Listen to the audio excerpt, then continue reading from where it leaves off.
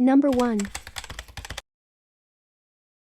The pilot in command of missing Malaysian Airlines flight MH370 deliberately made a series of turns to avoid detection before flying the doomed plane into the southern Indian Ocean, according to research that relies on new aircraft tracking technology. The research indicates the Boeing 777 crashed around 34.5 degrees south, which aligns with previous searches for the plane, but that its flight path was significantly different from earlier theories based on satellite data.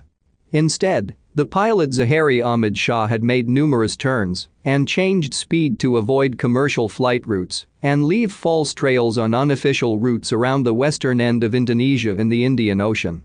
Aerospace engineer Richard Godfrey, a member of the so-called independent group of scientists set up to try to solve the MH370 mystery, says global tracking of aircraft is possible using weak radio signals that cover the globe, known as WSPR, or the Weak Signal Propagation Report Network. He says any plane, commercial, private or military, will set off invisible electronic tripwires as they cross these signals, which can then be used to trace their location. WSPR is like a bunch of tripwires or laser beams, but they work in every direction over the horizon to the other side of the globe, Mr. Godfrey says. He says these radio signals can be used in conjunction with data sent from the Malaysian Airlines plane to Britain's Inmarsat satellite to help solve the mystery of MH370. Flight path appears carefully planned. Mr. Godfrey, seen as one of the world's leading investigators of the MH370 disappearance, invented his own aviation tracking system known as GDTAAA, Global Detection and Tracking Any Aircraft Anywhere Anytime, to analyze these WSPR signals every 2 minutes over the specific period that MH370 was in the air in March 2014. His analysis points to a crash site at 34.5 degrees south, southwest of Western Australia, near the imaginary line, known as the Seventh Arc, which shows possible locations of the plane at the time of its seventh satellite ping.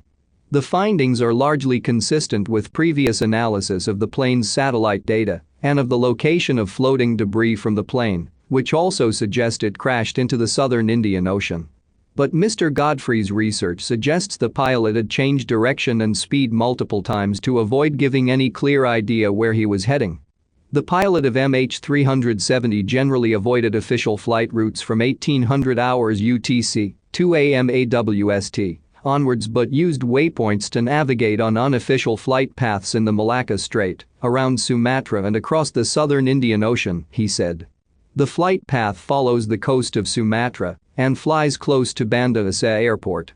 The pilot appears to have had knowledge of the operating hours of Sabang and Laksama radar, and that on a weekend night, in times of little international tension, the radar systems would not be up and running.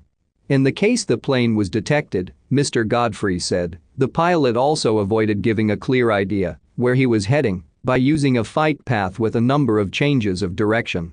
These changes of track included toward the Andaman Islands, towards South Africa, towards Java, towards 2 degrees S 92 degrees E, where the flight information regions of Jakarta, Colombo, and Melbourne meet, and towards Cocos Islands, he said. Once out of range of all other aircraft, at 20:30 UTC, 4:30 AM AWST, the pilot changed track and headed due south. The flight path appears carefully planned. Hopes new technology may provide new evidence. The significant number of changes of track and speed, Mr. Godfrey says, suggests that there was an active pilot during the flight. Speed changes were beyond the level of changes expected if the aircraft was following a speed schedule such as the Long Range Cruise, LRC, or Maximum Range Cruise, MRC, mode, he said. The level of detail in the planning implies a mindset that would want to see this complex plan properly executed through to the end. Mr. Godfrey says there are more than 5,000 WSPR radio stations in the world. On the night that MH370 disappeared, there were 518 unique transmission paths that crossed the area of interest around Malaysia, the Malacca Strait and the Indian Ocean. With the WSPR data provided every 2 minutes and the ability to check against the satellite data every hour, it is possible to detect and track MH370 from 2 independent sources, Mr. Godfrey said. The Malaysian Airlines plane disappeared on a night flight from Kuala Lumpur to Beijing, with 239 people on board. Two searches, one coordinated by Australia and the second by Malaysia, scoured a vast area of ocean in the southern Indian Ocean, but failed to find any trace of the plane. Mr. Godfrey says applying the WSPR technology to the search for MH370 could provide credible new evidence that was not available during the previous underwater searches by the Australian or Malaysian-run searches. He says the GDTAAA system is a low-cost alternative aircraft detection and tracking system that could help pinpoint the location of MH370 within 18 nautical miles. The independent group of scientists, of which Richard Godfrey is a member, was acknowledged in a report into the Australian-led search for MH370 in 2017, released by the Australian Transport Safety Board. Number 2. Set foot in Scotland and you can be assured of seeing picturesque forests, quaint castles, ruins of a more romantic era and beautiful bridges. Speaking of bridges, the Overtoun Bridge is a picturesque piece of 19th-century architecture and can provide you with excellent photography shots, but whatever you do, don't take your dog for a walk there. No, it's not because dogs are not allowed to walk on bridges in southern Scotland, but because this particular bridge has over the years earned a reputation for being a doggy suicide bridge. An estimate of about 600 dogs have jumped off from this bridge. No particular reason has been found as to why the ancient structure lures dogs to jump off its edges. About 50 dogs have been reported to have died in the act. The Overtoun Bridge is situated near the village of Milton, near Dumbarton, Scotland. Nearby is the Overtoun House, which has a history of about 160 years. The estate has served as a movie set, a maternity hospital and a place of recovery for Allied soldiers during World War II. The house's former occupants in no way describe what could be the possible reason for dogs to be acting so strange around the bridge, but then an old haunted house nearby does make for a good explanation. According to a report by Daily Record, the studies show that the reports of these dog-jumping phenomenon have been dated all the way back to 1950s. Leaping off the bridge would mean falling about 50 feet below into a waterfall. Many people have studied the sensation. There are multiple patterns emerged that dogs mostly jump from the same side of the bridge in clear weather, and they are often breeds with long snouts, like German Shepherds and Scottish Terriers. The Scottish Society for the Prevention of Cruelty to Animals has sent representatives to look into the matter, but they were baffled by the strange behavior from the animals. Canine psychologist Dr. David Sands is one among the many who traveled to Dumbarton to examine the bridge, including sight, smell, and sound factors. One theory was that the potent odor from male mink urine from under the bridge was something that compelled the dogs to jump. As the suicides take place on dry days, when the scent would have been at its strongest, the theory seems plausible. But the author of the book Baron of Rainbow Bridge, Overtown's Death-Leaping Dog Mystery Unraveled disagrees with the theory. He instead offers a paranormal explanation to the phenom. He says Overtown is historically a hive of supernatural activity such as fairies, spirits, earth energies and ghosts, which supersensitive dogs are picking up at the bridge. Owen says Overtown's most famous white lady ghost stalks Overtoun Bridge and believes she is the cause of the unexplained dog leaping mystery. Another man who disagreed with the mink theory was a local hunter, John Joyce, who has lived in the area for 50 years, and he said in 2014 that there is no mink around here. I can tell you that with absolute certainty. One lucky dog who survived the death was 3-year-old Cassie, who jumped from the Overtoun Bridge in 2014. Her owner Alice Trevorrow spoke to the Daily Record then. She said, "We had just got out of the car and Cassie immediately made her way to the bridge. She loves her ball and is normally looking at me waiting for it, so it was very uncharacteristic. She turned her head, looked up and did this massive leap. I will never forget the awful whine she made as she jumped over." Cassie, however, survived the fall and spent 6 days in a hospital. There is more to the feeling of the being compelled to jump off this particular bridge. Not only dogs, but even humans have reported feeling the odd urge to throw themselves off the bridge. Religious and philosophy teacher Paul Owens told The Sun, "I was standing there 2 years ago when I felt a firm, Hard prod that felt like a finger. Something or someone was trying to push me over the bridge too, just like the dogs. In 1994, Kevin Moy threw his baby son to his death and later tried to kill himself at the same spot, it was reported. A sign now warns dog owners of the dangerous bridge reading, "Please keep your dogs on a lead." Number 3. On June 13, 1994, the bodies of the ex-wife of football superstar OJ Simpson, Nicole Brown Simpson, and Ronald L. Goldman were found outside Nicole's townhouse, stabbed to death. At the time, Nicole and OJ were divorced and living in separate residences. The bodies were found by neighbors who were literally led to the bodies by Nicole's dog, who was reported to be incessantly barking around the time of the murders. The timeline surrounding the murders is as follows. On June 12, at 6:30 p.m., Nicole, her children, and others arrive at the restaurant called Mezzaluna. At 9:15 p.m. the same night, her sister called the restaurant to say that her mother had left her glasses there. Ronald Goldman goes to pick up the glasses. At 9:30 p.m., OJ Simpson and his friend Brian Cato Kalin head to a nearby McDonald's for dinner. At 9:45, they return home from McDonald's. Cato was staying at OJ's guest house at that time. At 9:50, Goldman leaves Mezzaluna with a white envelope containing the glasses. At 10:15, Nicole's neighbor hears a dog bark and cry while he is watching TV. Prosecutors then theorize that these barks signalized the murder of the dog's owner, Nicole. At 10:25, a limo driver named Alan Park arrives at OJ Simpson's home. OJ was scheduled for a red-eye flight at 11:45. At 10:40, Cato reported he heard 3 loud thumps on an outside wall of the guest house he was staying in. From 10:40 to 10:55, Alan Park buzzed OJ's intercom several times but there was no answer. Just before 11, Alan reports seeing a shadowy figure that is 6 feet tall and over 200 pounds walking across the driveway. At 11, Alan tried buzzing OJ again and this time, OJ answered. He claimed that he had overslept and just got out of the shower. At 11:45, OJ departs on his flight and at 12:10 a.m. the next morning, the bodies of Nicole and Ronald Goldman are discovered. Evidence found at the crime scene included a blood-stained glove, a knitted hat, and a bloodied footprint. When OJ landed in Chicago, he was contacted by Detective Ron Phillips and told that his ex-wife had died. Upon hearing the news, OJ asked, "Who killed her?" OJ was then questioned for 3 hours by the LAPD. Then, on June 17, OJ was charged with 2 counts of murder and was declared a fugitive.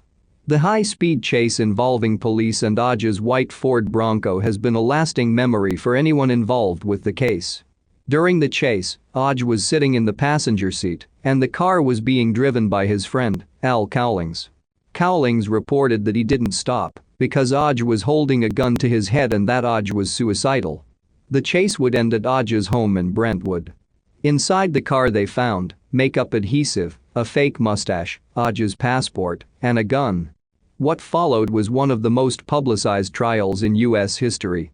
OJ was represented by a high-profile defense team, also known as the Dream Team, which was initially led by Robert Shapiro and then by Johnny Cochran. The team also included F. Lee Bailey, Alan Dershowitz, Robert Kardashian, Sean Holy, Carly Douglas, and Gerald Ullman. Barry Scheck and Peter Neufeld were 2 additional attorneys who specialized in DNA evidence. Prosecutors were Deputy District Attorneys Marcia Clark, William Hodgman, and later Christopher Darden. They thought that they had a strong case against Simpson, but Cochran was able to convince the jury that there was reasonable doubt concerning the validity of the state's DNA evidence, which was a new form of evidence in trials at that time. The reasonable doubt theory included evidence that the blood sample had allegedly been mishandled by lab scientists and technicians. The defense team also cited other misconduct by the LAPD related to systemic racism and incompetence. The verdict was released on October 3, 1995, and OJ Simpson was acquitted. To this day, no other suspects have been questioned, and the murders remain unsolved. Number 4. On October 8, 2009, Bobby Jamison, 44, his wife Sherry Lynn, 40, 6-year-old Madison, and their dog Maisie, loaded their pickup truck, headed into Oklahoma's San Boise Mountains, and were never seen alive again. 4 years later in November 2013, their bodies were found. Were they murdered, lost in the woods, was it suicide or taken out by drug dealers? The police said they weren't been able to completely eliminate anything. The medical examiner ruled their cause of death as inconclusive, and the case has become one of America's most bizarre mysteries. The Jamisons lived in the town of Eufaula, Oklahoma. The family traveled 30 miles to an area called Red Oak in the San Boise mountain range because Bobby and Sherry Lynn were thinking of buying a 40-acre plot of land. The plan was to live in a storage shed that they already owned on the land. Bobby and Sherilyn visited an associate of the landowner, and when the meeting was done, the family parked up and went for a short walk for around 15 minutes, taking their GPS unit, and found a quiet spot on a hillside. After they returned to their vehicle, they drove a little further and then, with the truck left locked in the middle of a dirt track, they vanished. The San Boise Mountains are a small mountain range in southeastern Oklahoma and part of the larger Ouachita Mountains. It is a frontal belt of the Ouachita Mountains and is located in Haskell and Latimer counties, Oklahoma. San Boise is a French term meaning without forest or without wood in English. Sherry Lynn's son from a previous relationship, Colton, saw her 2 weeks prior to the family's disappearance, and he said she made no mention of their plans to move to the San Boise area. A car accident in 2003 involving Bobby had left him with chronic back pain. Sherry Lynn suffered from bipolar disorder and had been prescribed medication, but since her condition was poorly controlled, she often experienced bouts of severe depression. The marriage was said to be in a bad state, and the family kept to themselves. Bobby and Sherry Lynn spoke to a local pastor about their belief that their home was invaded by dark spirits and that an exorcism might be needed. This was because Madison had started talking to an imaginary friend named Emily, and Sherry Lynn believed Emily was actually a malevolent entity. At one point, Bobby asked the pastor if he knew of anywhere he could purchase special bullets to shoot a handful of spirits whom he said were living on the roof of the family's home. Bobby was also planning on trying to exorcise the spirits in the home with the help of a copy of the Satanic Bible that he had purchased. A friend of Sherry Lynn's told the police that she sometimes conducted seances with Sherry Lynn, though Sherry Lynn took them much more seriously than she did. Sherry Lynn had also written graffiti on their storage container about her black cats being poisoned, as she believed that someone from the neighborhood had killed her cats, and witches did not like it when their cats were killed. Both friends and family agreed with the Jamisons that their home was haunted, and a few have shared that they too experienced odd things inside the house. Nikki Chenault, Sherilyn's best friend, said, "But in all seriousness, that house was haunted. I don't want to sound crazy, but whenever I went there I felt a horrible presence. I would leave feeling so down and depressed." In July 2009, Sherilyn's ex-husband from her first marriage took custody of their son, Colton, and in September, Sherrilyn was hospitalized following a failed suicide attempt. During the custody hearing, 12-year-old Colton said he would prefer to live with his dad, and he gave a statement about his mother, claiming that she had seemed very depressed and that she often acted strangely. During their initial absence, none of their friends and family felt any cause for concern. Bobby and Sherrilyn were known to fall off the radar from time to time, and Madison had already been pulled out of school. On Saturday, October 17, 2009, hunters on dirt bikes ran across the Jamisons' abandoned truck in Latimer County, northwest of Red Oak, and called police to report the vehicle. Initially, the police assumed the vehicle to have been stolen, as the report suggested the truck to have only been on the roadside for a few hours, though later that day, the same hunter called back to confirm to police that he had seen it there, abandoned for a number of days. It was about an hour's drive from the Jamisons' home in Eufaula. The Jamison family was nowhere to be seen despite a large search of the area around the truck. Latimer County Sheriff Israel Beauchamp at first thought the truck had been stolen, but soon realized something far more serious had taken place. He launched a huge search operation and combed the area with over 400 volunteers, horses, mules, ATVs, 16 teams of cadaver dogs, and an unmanned drone. They found nothing. During the searches, The cadaver dog teams repeatedly found scent near a nearby water tower, which was promptly drained, though no evidence concerning the missing family could be found. Police searched the truck and found Bobby and Sherry Lynn's cell phones, $32,000 in cash, maps, a GPS, Sherry Lynn's purse, and wallets. In addition, they found the family's thirsty and malnourished dog. The vehicle was in working order, had fuel, and hadn't been in an accident. The $32,000 in cash stuffed under the driver's seat was puzzling as the family was on disability benefit at the time.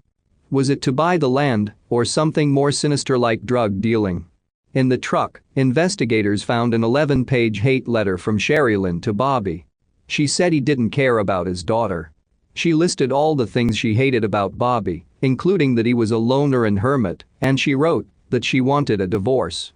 During their initial investigations, the police found no signs of a struggle either in the vehicle and on the soft ground around the truck. There was no blood and no broken glass, although rubbish was strewn around the truck. Discovery of remains. On November 16, 2013, just 2.7 miles from where the truck was located, deer hunters discovered the skeletal remains of 2 adults and 1 child. They were in the Smokestack Hollow area of Panola Mountain. The area was extremely remote, and the 3 bodies were severely decomposed, and the remains consisted of 3 skulls, a number of bones and bone fragments, the victim's shoes and some scraps of clothing. Forensic testing confirmed 8 months later that the remains were Bobby, Sherry Lynn, and Mason Jamison. It had been 4 years since the Jamisons had vanished from the truck. When questioned why the initial searches had found nothing, despite their size, Assistant Special Agent of the Oklahoma State Bureau of Investigation told reporters that falling leaves potentially obscured the bodies. Due to the extensive decomposition that had occurred in the 4 years since their disappearance, it was deemed impossible to determine a cause of death, though one of the skulls, that of Bobby, had a small hole that was initially suspected as being a bullet wound. Later the police dropped this line of inquiry, but the hunters who found the bodies disagreed. Investigations. The local sheriff's department and FBI agents spent months chasing down leads and questioning potential suspects, but all leads came to a dead end. Speaking after the disappearance, Sheriff Beauchamp summed it up, saying, "A lot of investigators would love to have as many leads as we do. The problem is they point in so many different directions." The police found surveillance video footage from outside the Jamisons' home. The video shows Bobby and Sherry Lynn walking back and forth around 20 times from their house to their truck, loading items in a zombie-like trance. Sometimes they weren't even carrying anything at all. At times, they stopped and stood with a vacant look on their faces. The odd behavior in the CCTV video suggests that drugs may have been involved. But with severe depression and paranoia looming large over the family, it's not hard to imagine that the house had a heavy feel to it. When police checked the phone records of the mobile phone found in the truck, they found it had made an outgoing call to voicemail on November 12, though it would have been locked inside the abandoned truck at the time. Autopsy of the Jamison family. The bodies discovered were so badly decomposed, with no soft tissue present, with significant animal predation, that a cause of death could not be determined. A hole that potentially could be a bullet hole was discovered in Bobby's skull, but this could have been caused by animal activity. What happened to the Jamisons? Initially, Sheriff Beauchamp had thought that foul play was involved, but he left the service, and the incoming Sheriff Jesse James told press when asked about the line of inquiry the case was following simply stated, "It's a very strange deal, you know, the way this case has unfolded. We're looking at a lot of things. A lot of things have crossed my mind." Later, after leaving the police force, Beauchamp said, "Normally, you can go through an investigation and one by one, start to eliminate certain scenarios. We haven't been able to do that in this case. With this family, everything seems possible." Lost in the woods. Perhaps the Jamison family decided to go for a quick hike in the woods and lost their way and died from hypothermia? The trouble with this theory is that the bodies were found lined up, side by side with their faces down. It looked like they had been execution style. They were also found 3 miles from their truck, and given Bobby's back problems, it was unlikely he would have wanted to go walking in the hills. Also, The Jamisons' truck was parked in such a way that it appeared that they were leaving and were stopped by somebody. Murder-suicide. Sherry Lynn was known to own a .22 caliber pistol that she carried with her in the truck.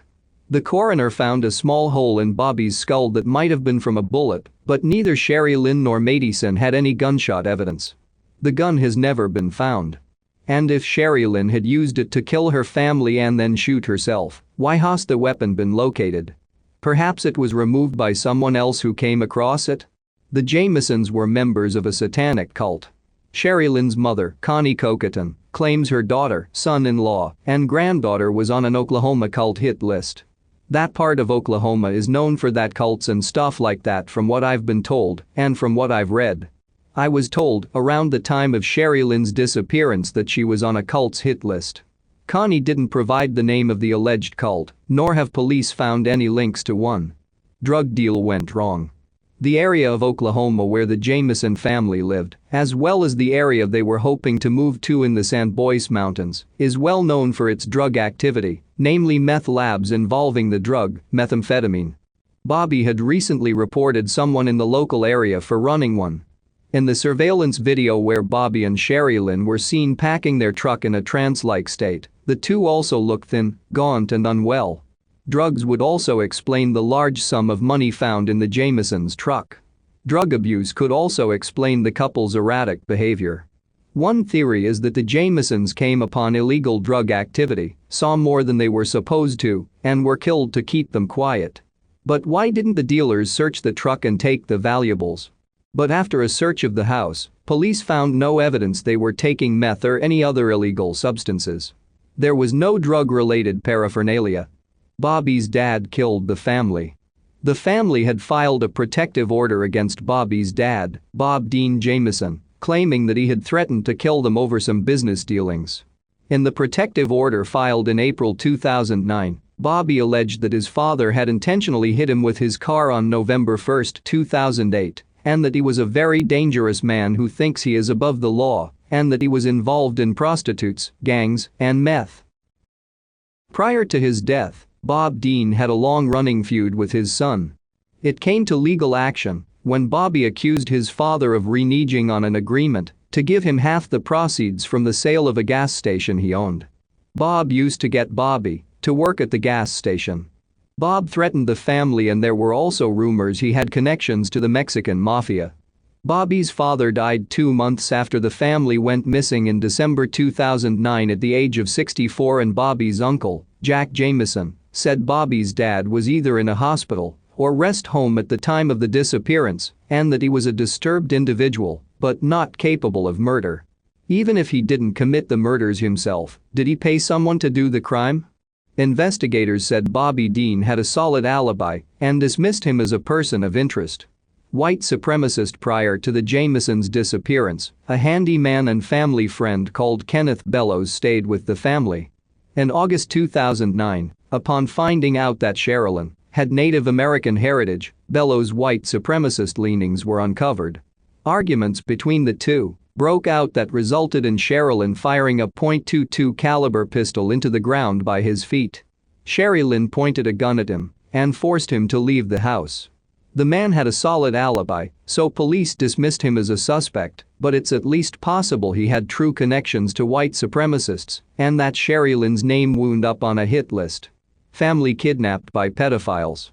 Perhaps the family was kidnapped so that the kidnapper or kidnappers could get to Madison. When police examined Bobby's phone from the truck, they found a final picture of Madison taken up on the mountain. Friends and family believe it was not taken by Madison's parents. In the picture, Madison is looking away from the camera, she looks unhappy, and she has her arms crossed. If that had been Bobby or Sherilyn behind the camera, she would not have looked like that. It is debatable whether she really looks unhappy enough to determine whether the photo proves anything. Witchcraft and possession. The family's pastor Gary Brandon told police during the initial investigation that the family had been involved in spiritual warfare and that both Bobby and Sherilyn had told him they had seen spirits at their home. Sherilyn said the spirits of a long-dead family lived with them. At one point, Bobby asked Gary whether he could obtain special bullets to shoot the spirits. He later said he had consulted the Satanic Bible to rid the property of the evil presence. A witch's Bible was found in the house after their disappearance. Then strange messages were found written on the side of the container the family had planned to move into, sitting outside their house. One read, "3 cats killed to date by people in this area. Witches don't like their sick black cat killed." Sherilyn's neighbors had apparently been poisoning their cats, so wrote on the container, "To scare them off." An abandoned wreck of a vehicle was found near where the family truck was found. It was used for shooting practice by locals, and written on it were satanic messages. Number 5. Benjamin Bugsy Siegel was born on February 28, 1906. Growing up with little money in Brooklyn, New York, he and his friends, Meyer Lansky and Morris Mo Sedway, lived a life that mimicked organized crime. Bugsy managed to establish himself as a teenage thug. They terrorized local street vendors and collected protection money from other gangs in the area. Not too long after, they had a business that included bootlegging and gambling all over New York City, and quickly rose through the ranks of the crime world. In 1937, Bugsy and Sedway were sent to California to build up the mob's presence on the West Coast. Since bootlegging was no longer needed, Bugsy focused on gambling. He invested in the SS Rex, a gambling ship that was docked 3 miles off the coast of Santa Monica to try and avoid California's anti-gambling laws. When authorities closed the ship down, Bugsy turned his sights to Las Vegas, since Nevada had legalized gambling, and they would avoid any headaches trying to dodge police. With syndicate money in 1945, Bugsy took over a struggling construction project outside the city limits, the Flamingo Hotel and Casino. At that time, Las Vegas was nothing like the glittering city we think of today. The Flamingo was the first luxury hotel on the Strip. Even though the project wasn't finished, Bugsy opened the casino on December 26, 1946. Famous celebrities like Judy Garland and Clark Gable attended the opening. After the party was over, Bugsy closed the doors to finish construction, and the mob back on the East Coast became antsy. By this time, the casino's budget had ballooned from $1 million up to $6 million, thanks to Bugsy skimming from the top. During a meeting of mob bigwigs in Cuba, it was settled that, if the Flamingo was a success, Bugsy would be able to make things right. Luckily for Bugsy, the Flamingo had already made $250,000 in profit. Unluckily for Bugsy, it wasn't enough to please the mob. On June 20, 1947, Bugsy was sitting on the couch at his Mistress Virginia Hill's home in Beverly Hills, California. At around 10:45 p.m., from a rose-covered pergola just 14 feet away from Bugsy, a .30 caliber military rifle fired at least 9 shots at the mobster. 4 rounds hit Bugsy, killing him instantly. Moments later, 3 of Meyer Lansky's henchmen walked into the Flamingo and declared that they were taking over the casino. Beverly Hills Police Chief Clinton H. Anderson said the following statement: "We spent many man-hours investigating the Siegel case and were convinced that he was killed by his own associates. But there was never sufficient evidence to pinpoint the identity of the assassin." Number 6. Shortly before Christmas 1910, the heiress to a perfume empire Dorothy Arnold vanished without a trace while shopping for an evening dress at a New York City department store. Her maddening disappearance sent New York City into a tailspin of speculation, but her family's extreme secrecy in handling the case was perhaps even more peculiar to onlookers. The Arnolds were reluctant to cooperate with police, which led them to clash with investigators and spawned a plethora of conspiracy theories.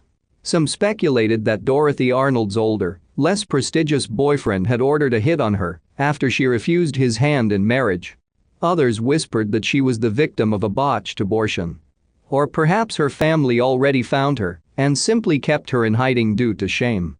To this day, the disappearance of Dorothy Arnold remains unsolved. Dorothy Arnold led a charmed albeit mysterious life. Before her mysterious disappearance, Dorothy Arnold lived a charmed life.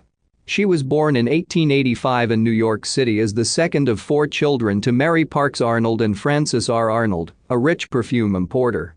Arnold's uncle was the former U.S. Supreme Court Justice Rufus W. Peckham, and the Arnolds were generally regarded as high society as one could get. They were on par with the Rothschilds, the Rockefellers, and the Zwirners of today, and their name was prominently featured in the Social Register, a publication whose origins date back to the 1880s and is considered the definitive guide to New York City's richest families. After graduating from Bryn Mawr College in Pennsylvania, Arnold began to pursue her ambitions to become a writer, though she was unsuccessful in getting anything published. Outside of work, Arnold mingled and garnered a reputation as a prestigious society girl. But then, sometime between noon and 2 p.m. on December 12, 1910, Dorothy Arnold vanished. On that fateful day, she left her family home in New York City by herself, dressed in proper attire including a blue tailor-made suit, a black velvet hat, and lapis lazuli matching hatpin and earrings. She also had on a long blue coat and carried a black fox muff. Arnold told her mother that she was headed out to buy an evening gown at a department store on Fifth Avenue. But based on police investigations, the heiress made a couple of detours along the way. She was seen purchasing candy at Park and Tilford on 59th Street and a humor book titled An Engaged Girl's Sketches at Brentano's. Her friend, Gladys King, bumped into Arnold as she was leaving a nearby bookshop. That was the last time Dorothy Arnold was ever seen alive. As nighttime fell and she failed to return home, Arnold's family became worried. They began inquiring about her whereabouts among family friends. But strangely, after one friend called the family back asking if she had been found, the Arnolds lied and replied that yes, their daughter had safely returned home. The next day, though, the Arnolds reached out to John Keith, a family friend, an attorney, for advice. Fearing that her disappearance would become a media spectacle and a source of shame for the family, the Arnolds didn't report their daughter's disappearance until 6 weeks after the last time she was seen alive. But no matter how hard they wanted to keep her disappearance a secret, the truth eventually came out. The bizarre investigation into the disappearance of Dorothy Arnold. Even before alerting police, Dorothy Arnold's family began to conduct investigations of their own. They hired private investigators, the notorious Pinkertons, who searched everywhere for the heiress: shops, hospitals, friends' homes, and even the morgue. When they searched her room for clues, they found friendly letters written by George C. Griscom Jr., a 42-year-old engineer who lived with his parents in Pittsburgh, Pennsylvania. The discovery of these letters revealed that Arnold and Griscom were in regular communication before she vanished, a communication she continued over her parents' objections. The pair had met when Arnold was still at Bryn Mawr, and Arnold once even lied about visiting an old college friend to meet with Griscom in secret. But her lie was uncovered when the family realized she'd pawned some jewelry to spend a week with Griscom at a Boston-area hotel. On January 26, 1911, 6 weeks after she disappeared, Dorothy Arnold's family made her case public. Despite the New York Police Department's belief that Dorothy Arnold was still alive, her father filed an affidavit stating his belief that she was murdered. "I am firmly convinced my daughter has been killed," he said. "And I will spend every dollar I have in the world to avenge her death." He even told the press that he believed his daughter was murdered in Central Park and that her body was thrown in the Central Park Reservoir. This theory was immediately dismissed by police because it was 21 degrees Fahrenheit in New York City on the day Dorothy Arnold disappeared, which meant that the reservoir was frozen solid. When the reservoir subsequently thawed, police went searching for Arnold's body and came up empty-handed. Her case remains unsolved. Since Dorothy Arnold's disappearance, reported sightings of the heiress cropped up nearly every year afterward, and many impostors claimed to be her in a bid to attain her fortune. Conspiracies around what actually happened to Dorothy Arnold spread like wildfire. One theory suggested that the heiress had either run away or committed suicide after becoming bereft from receiving constant rejections from publishers. Another theory suggested that she had become pregnant, possibly with Griscom's child, and died during an underground abortion. This theory was supported by a doctor who ran an underground women's clinic known as the House. He claimed to have performed a procedure on Dorothy Arnold and that a surgical complication had caused her death. There were also suspicions of murder. 6 years after her disappearance, an inmate at the Rhode Island State Penitentiary named Edward Glenn Norris claimed he helped bury a body that matched Dorothy Arnold's description. Some suspected the man had been hired by Griscom, but when investigators searched the attic where Glenn Norris said her body had been kept, they found nothing. By April 1921, Arnold's parents had spent over $100,000 to find her, and the case officially went cold. But then that same year, a shocking statement came out of the police department. The case had been solved. All that I can say is that it has been solved by the department. Police Captain John H. Ayers, the head of the Missing Persons Bureau, told the press. Dorothy Arnold is no longer listed as a missing person. Captain Ayers gave no more details but added, her parents, relatives, and friends, who had been led to follow in all directions, clues sent in multitudes of letters, suddenly ceased their activity. A lawyer for the family denied the case had been cracked, stating that Captain Ayers seems to intimate that the mystery of Dorothy Arnold's disappearance has been solved, and that the family for some reason has kept the solution a secret. The whole thing is a damned lie. The conflict between the police and her family over the case fueled even more speculation around her disappearance. But the mystery was never truly solved. Sadly, the story of Dorothy Arnold's disappearance remains one of the biggest and perhaps most tragic mysteries in New York City's history. Number 7. The morning of 18 August 1590, a group of sailors from 2 English privateering ships, the Moonlight and the Hopewell, scrambled up from a sandy beach to enter open woodland. They followed the lead of an elderly man who would have grown increasingly desperate in his shouts. "Eleanor. Ananias. Anybody? Is anyone there?"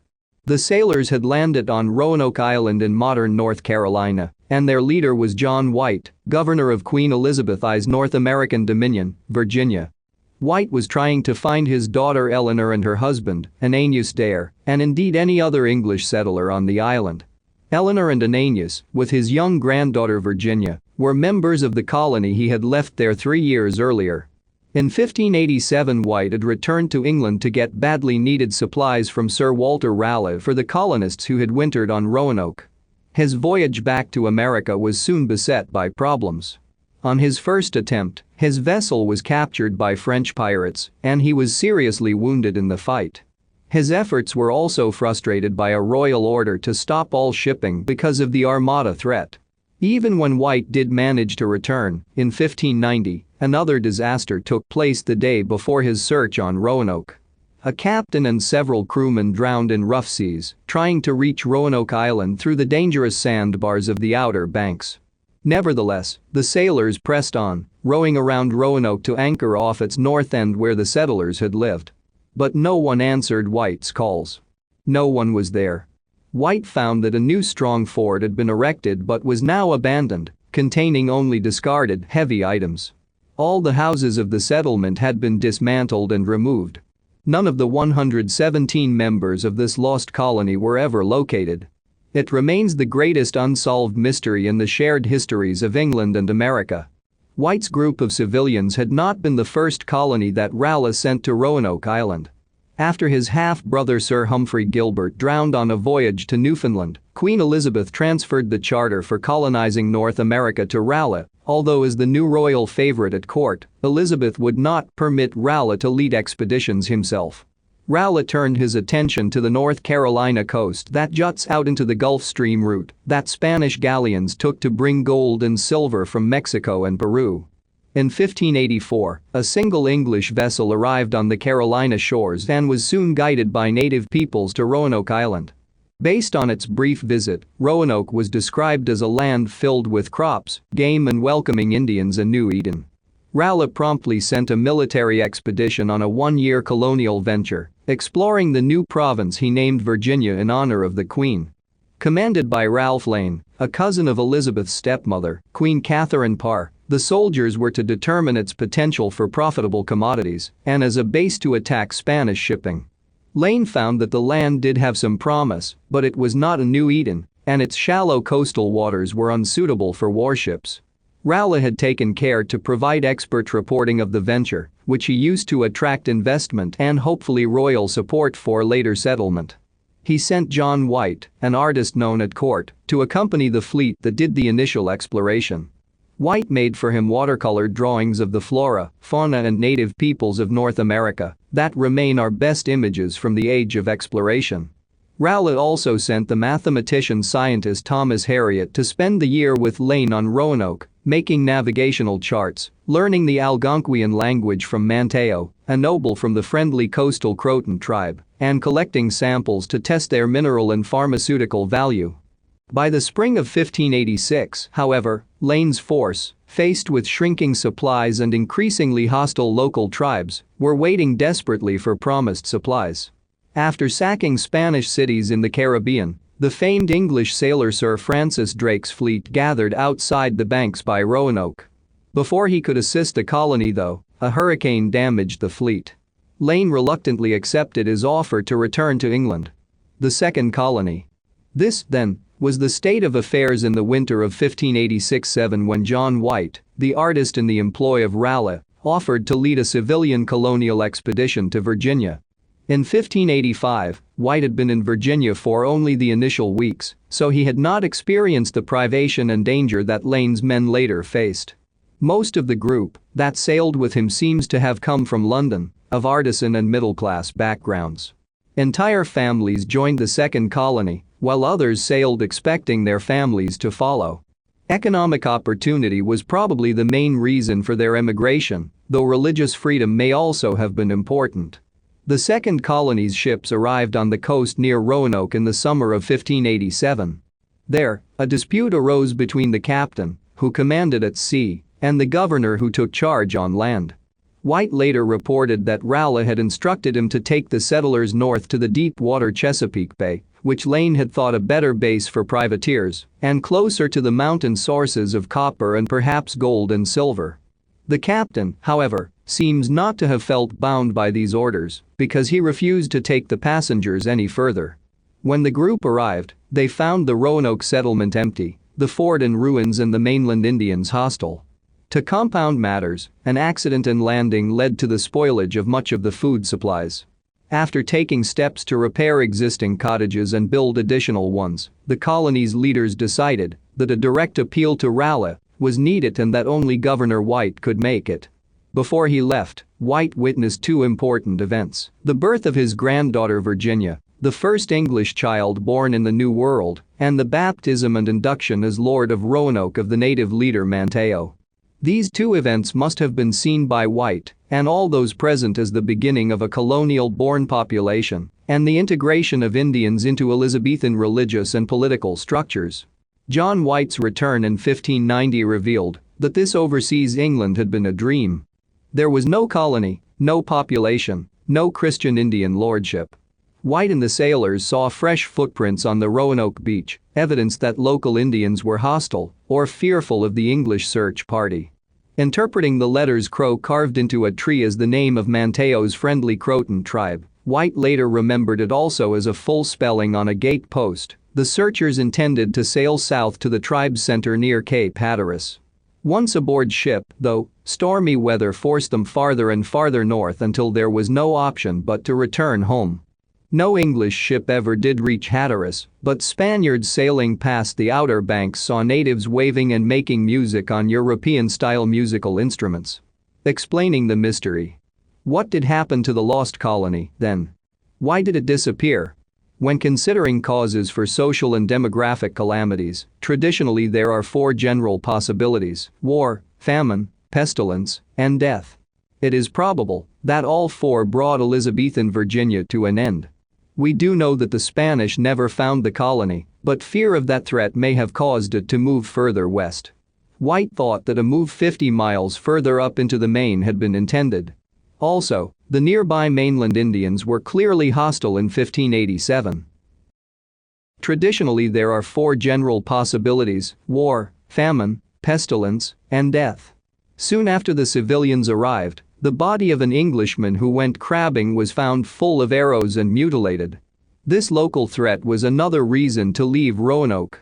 We also know that Lane's soldiers in 1586 faced a serious food shortage, and that White in 1587 returned to England because the supplies had been ruined.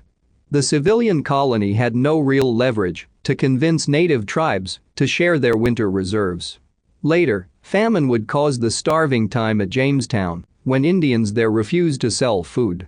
North Carolina lacked a single, powerful native polity that might have supported the colony, so it is probable that it broke up into smaller groups, independently intent on survival. At Jamestown, disease, even the plague itself, would again and again sap the strength of the young colony. Infectious diseases may have had a similar impact at Roanoke. All three causes, if unchecked, led to the fourth, death. White sailors came across no burials or human remains during the hours they spent on Roanoke, so it is quite possible that the colonists evacuated the island before incurring such a fate. It then seems likely that the survivors split into two or more groups. One would have waited for supply ships among the Croton tribe on the Outer Banks. The other would have sailed 50 miles westward to a safer and more productive region. Jamestown colonists did hear second-hand stories about a few survivors from Roanoke living among the tribes in this interior here, but these stories were never confirmed. Then, in 2012, First Colony Foundation, FCF, a group of historians and archaeologists researching Raleigh's American colonies, asked the British Museum to examine paper patches on its manuscript map La Virginia Pars, drawn by John White for Sir Walter Raleigh. The museum staff soon discovered beneath one patch the symbol of a Renaissance fort, and upon the patch's surface they noted the faint image of a fortified town, perhaps drawn in invisible ink. The patch was located at the west end of the Albemarle Sound, about 50 miles from Roanoke Island.